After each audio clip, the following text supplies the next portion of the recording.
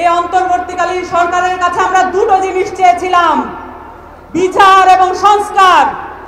এই দুটোর বিষয়ই তাদের গড়িমসি আমাদেরকে আহত করছে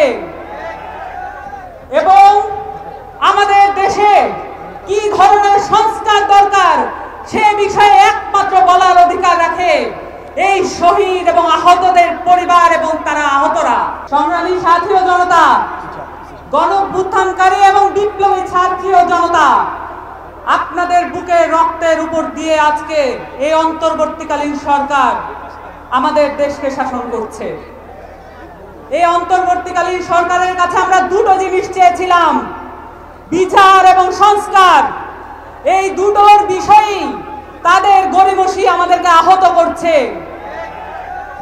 এবং আমাদের দেশে কি ধরনের সংস্কার দরকার সে বিষয়ে একমাত্র বলার অধিকার রাখে এই শহীদ এবং আহতদের পরিবার এবং তারা আহতরা। আমরা আজকে তাদেরকে সামনে নিয়ে বলতে চাই, আমরা এখানে বিচারের আগে, সংস্কারের আগে কোনো নির্বাচন হতে দেব না।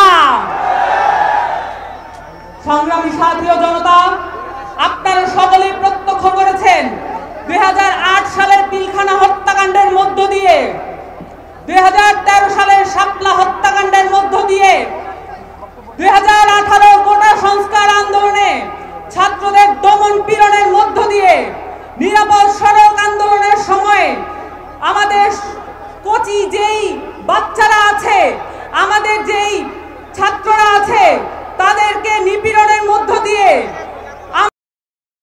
এখানে আওয়ামী লীগ সরকার তার স্বৈরাচারী দখল প্রতিষ্ঠিত করেছিল এবং এই প্রত্যেকটা বিষয়ের বিচার আমাদেরকে আদায় করতে হবে। আমাদের কাছে এই শহীদের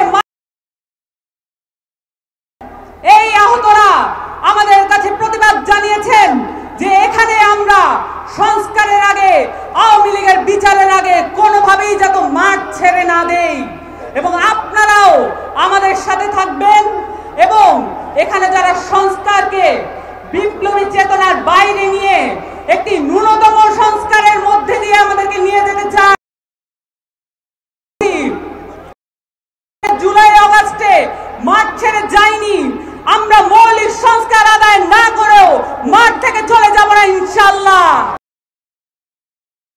সকলকে বিপ্লবী অভিনন্দন এবং যেখানেই যখনই আওয়ামী লীগের নেতাকর্মীদের আপনারা দেখবেন, যেখানে আওয়ামী লীগের মিছিল আপনারা অনুষ্ঠিত হতে দেখবেন, তাদের সাথে